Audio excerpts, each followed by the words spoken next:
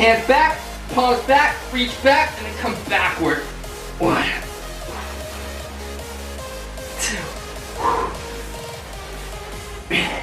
2. Really try to squeeze that serratus the whole time. You're focusing on that squeeze. You should be feeling all right there. That's why. 1 more second. Switch sides.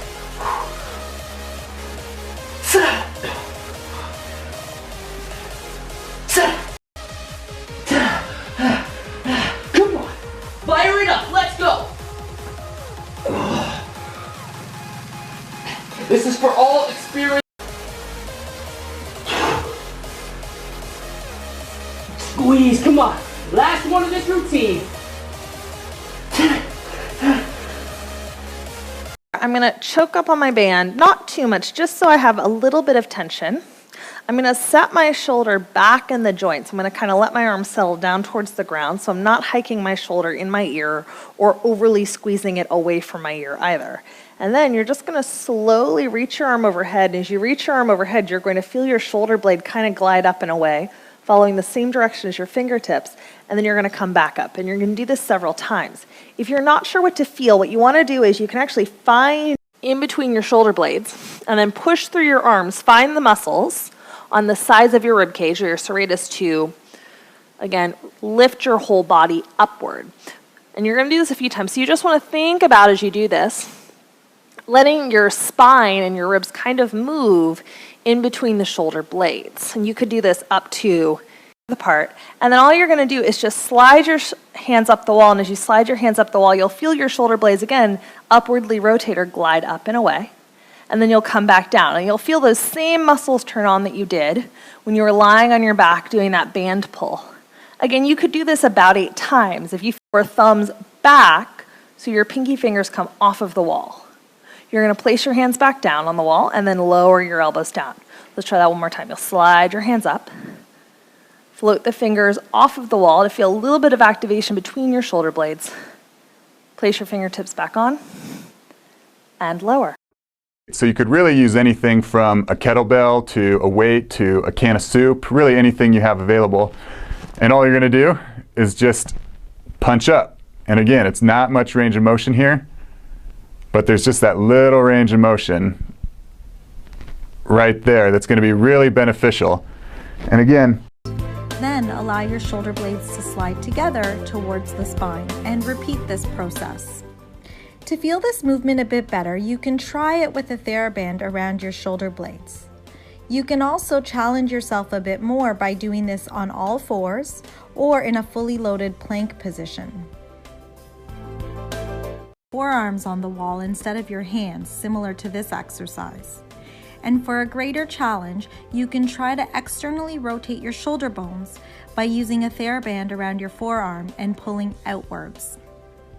You can challenge your serratus in a more dynamic fashion by using a foam roller or simply sliding your forearms up the wall while maintaining that external rotation force in the shoulder bones. The band comes from behind and you are pulling your arms up and forward, allowing the shoulder blades to slide around the rib cage and rotate upwards. For more ideas, the serratus is becoming active. You can see how it's keeping the shoulder blade onto the rib cage, okay? This is a way to get started with it. If I want to increase the challenge on Nick here, he's strong enough, he can tolerate it. I'm going to have him lift this arm up off the ground, and I'm going to have him perform it with a single arm. So as he goes down and go ahead as he presses up, what we should see, go ahead and go on down. See how that scapula is coming in? Now it's pressing out, sticking onto the ribs. That's serratus. If I can put my hand right up underneath here and feel it, it's contracting very, very hard. The progression for him to do now would essentially go ahead and start with 2 hands again. Go into a wide push-up position for the feet. Okay, again, he could start here with 2 hands, dropping down, pressing himself up. I would want to cue him to not bring his shoulder blades up to his ears. We're trying to keep a nice long neck position by keeping that scapula there. Just gives us the best position to fire. Right, and his now progression is going to be, again, to lift that arm up and perform it in a single arm position. Just like that. That looks hard. Yeah.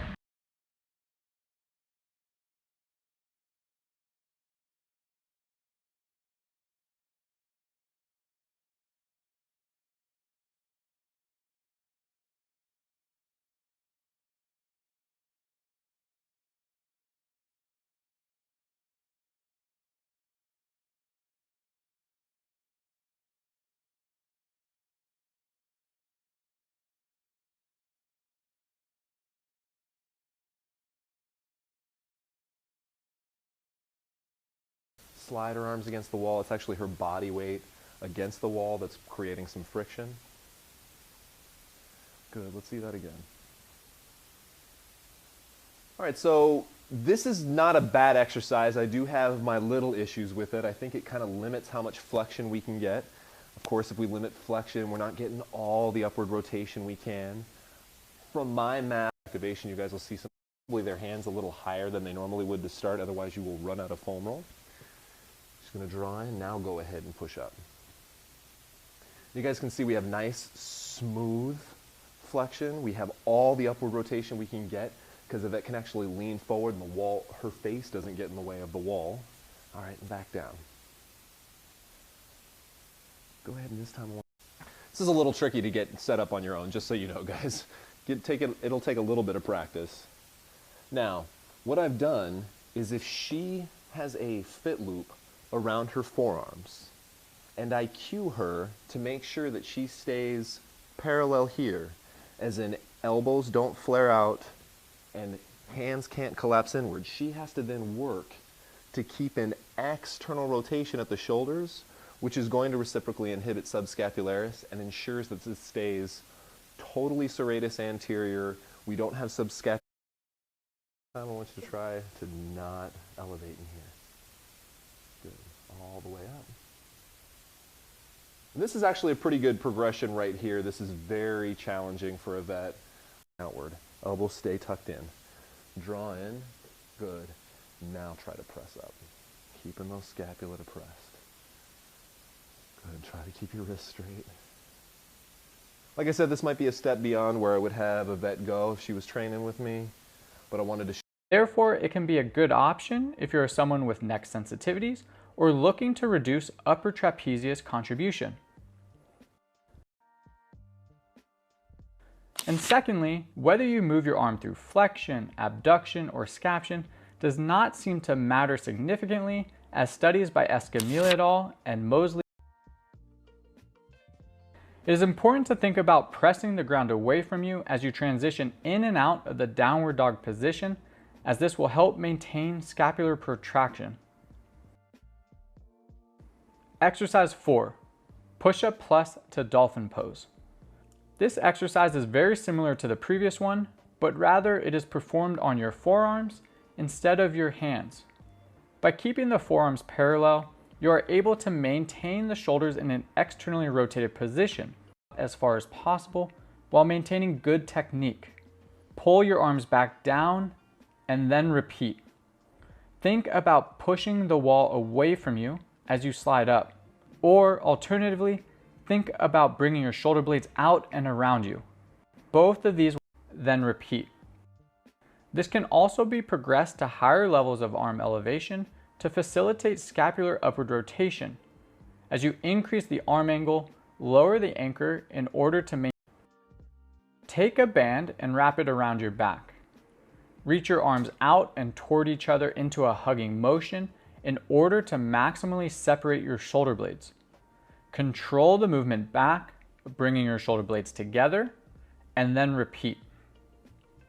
Show that the push-up plus had the highest serratus anterior activation when it was performed on a stable surface, with elbows straight, hands shoulder width apart, shoulders at about 110 to 120 degrees of flexion, and if tolerated, lifting the ipsilateral or same foot. Is rotating the shoulder out. So you're externally rotating like this as you push out, and then slowly come back in. And if you cramp, that's okay. You're probably just not used to activating that muscle.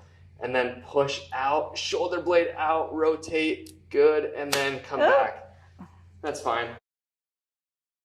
Focus on external rotation, not internal rotation. External rotation will allow you to get more of that serratus, less of that pec, and you can alter the angle. I like actually going a little higher towards 120 degrees of shoulder elevation, not 90 degrees. We get a little more activation up here. So mess around with the angle. You can go bend to elbow, straight elbow. But the problem with straight elbow is a lot of times people will bend their elbow thinking that they're moving the scapula, but they're really not.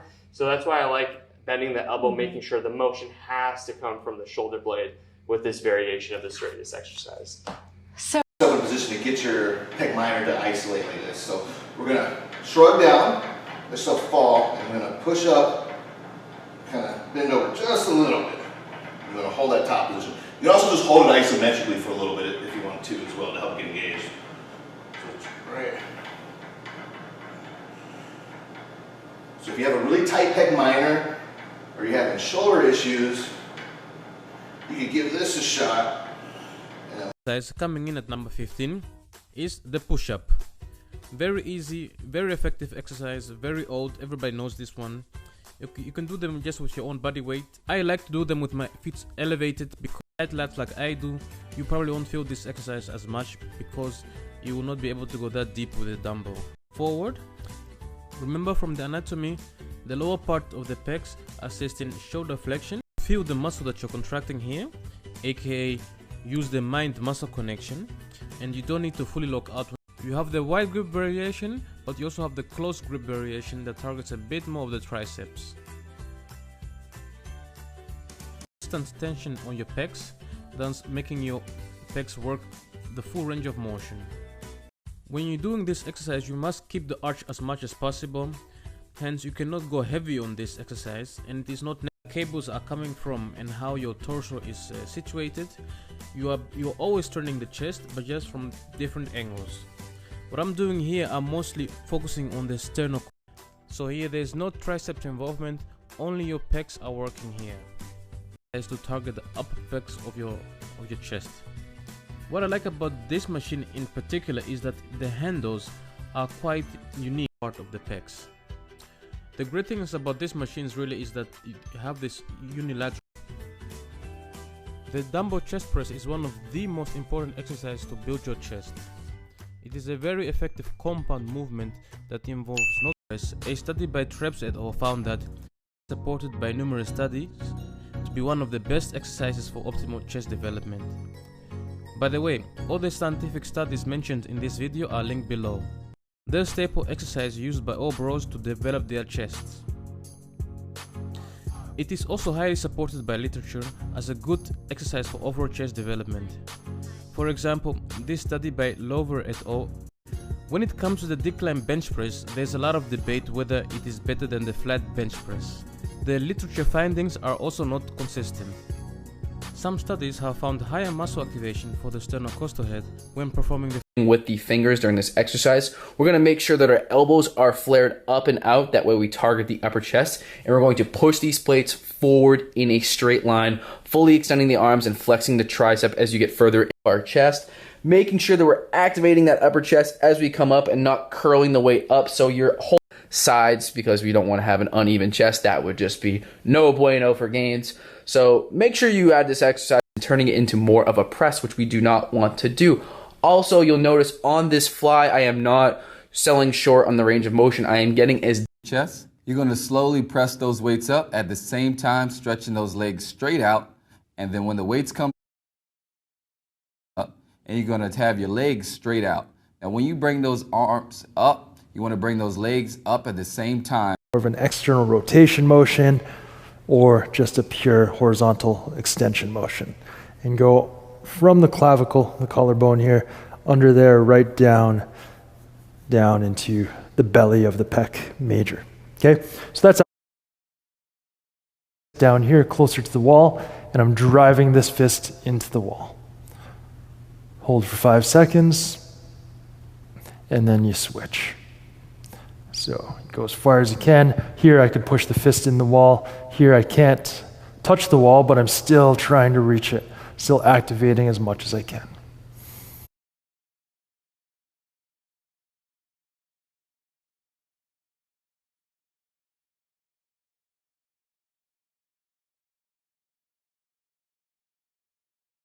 Of course, I'll each other. Walk your hands up your back as high as possible. And then squeeze the shoulder blades back towards each other, rolling the shoulders back and bringing the elbows back. Keep the rib cage in. Inhale deeply to expand the rib cage. Exhale, squeeze the shoulder blades back. With the elbow flexed, have the patient rotate their torso and towards the uninvolved side. The patient should feel a stretch under their ribs. Hold for 30 seconds Repeat 10 times. Your side body as long as you can. So the side that you're stretching, you'll push down with that foot so you really feel a good stretch through the whole side of the body, but rotate your body away from your hand. So you feel this stretch a lot in your chest and your shoulders, but you're also opening up this part of the rib cage in the serratus anterior. And then the third stretch is to roll away from that pole. So holding just slightly higher than your shoulder and twisting your body away. Stretch the serratus anterior. Pull back here and all I feel is some stretch on my pec major, then you're not doing it right. Because if you clamp down on that serratus anterior and you get your fingertips or the Tai Chi ball and you press in and pull like I told you, when you bring this back, you're going to feel the pull on that serratus. It actually might even feel like a little bit of a burning sensation, but you're going to feel it on there. And once I do that, I'm going to pull my elbow back as far as I can comfortably, nice and slow, nice and easy. And then I'm going to come back up, and I'm going to do it about 5 times in that one spot. And I'm going to take my chest to try and match that angle of my feet. It likely won't get there, but that's the direction you're moving in. And the main thing to pay attention to is that you don't bend at the elbow or let the palm come. Collarbones are a mile. They definitely don't want to do this with anybody who is an anterior dislocator also. But if you're looking to get that nice pec stretch, this is a good way to do it. I always have one foot in front of the other so you're not putting all the body weight in it, so you're not having to push back against it and you're getting that relaxed nicely. The stretch should be in the front of the shoulder, in front of the chest. Now remember, the pec major is an internal rotator. So if we're stretching this, we're stretching that subscapularis, that pec major. We're also stretching the lats and the teres major. So thins out over here. I like to put this right between the scapula. Okay, so we're going to have you lie right down on your back. And you can use a towel roll or anything like that to try to get that up a little bit higher. Okay, what we want is we want to be able to take the coracoid processes here with your thenar eminence and push right back. Now remember, the pec minor attaches to the coracoid, which attaches to there. Okay, and can you feel that? All right, and that is going to help get that. We shifted the focus down to the biceps from pec minor, and then we're going to back off and return to the starting position.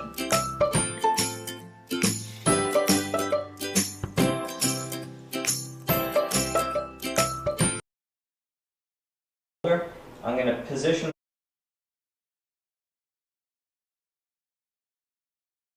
And as I get into here, you should be feeling a nice stretch coming into the very top of the chest. So we're stretching the smaller of the pec muscles, which is why we've got this very specific. Right there. Good. Turn your head. Not twice. Once and twice. Look back. And here we go. Pinky. 4, 3, 2, and 1. All the way back. And one more time. Open. So that whole sensation, that push the palms. And then straighten out the fingers and then bring it all the way back in. Very good. And then release it. Push forward slightly. Now I'm also extending forward quite a bit here, yeah? So you don't want to just stay in one spot and kind of hang out here. You're not going to feel anything, okay? So you want to, I'm using the back of my foot to really push myself, yeah? It's coming from X. How does that feel? Feels like it's stretching. Good. Okay, guys, this has been the stretch of the pec major. And this one, like I said, is for the clavicular fibers or the clavicular division of the pec major. Over the years, I've found more, and so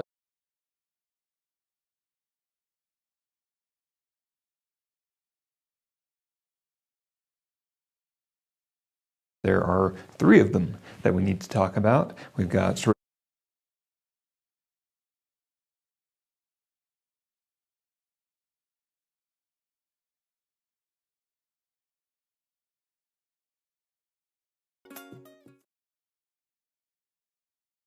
also going to be pushing her scapula over. So she's going to actually be kind of winging her scapula and pushing that across as her arm goes over. Then she's going to actually take the opposite arm and she's going to place that right around the forearm, and she's going to push this arm into this arm, okay? And she's going to be squeezing right kind of underneath her collarbone area and in kind of the pec region.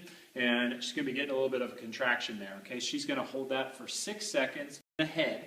Okay, she's going to keep her elbows straight, and she's going to be pulling her arm into her head. Okay, and same area is going to be contracting, kind of right in that collarbone area, upper pec region. And she's going to hold that for 6 seconds, and she's going to repeat that 6 times. Now again, just like... Excellent. Okay, so we're going to find a point, and then we're going to just roll across from there. Okay, how's that feeling on there? Oh, it's tender. Yeah. Now, you want to go back and forth for maybe about 30 seconds or so. Mickey, I want you to compare this with the salt. It's slippery almost. And it's not quite as effective. Yeah, that's not the problem. You feel that in there? And back, nice and slowly, as your other arm is relaxed, the arm you're working on is relaxed.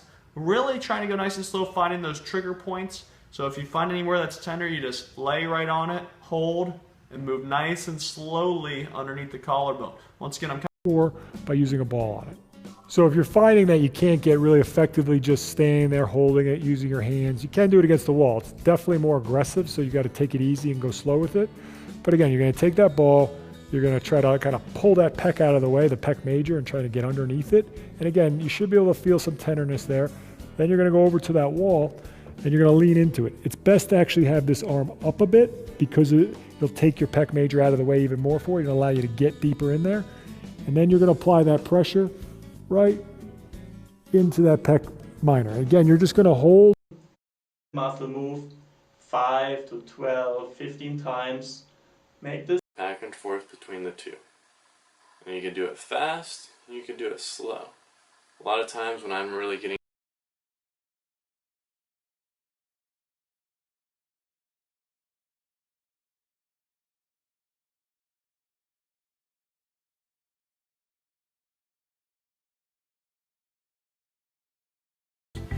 Once that time is up, then we'll get to our techniques. Let's motions, shift the body side to side. There's 4. That's perfect. So as you're going through this, we have 2 of these. In my last video, I showed you some tips.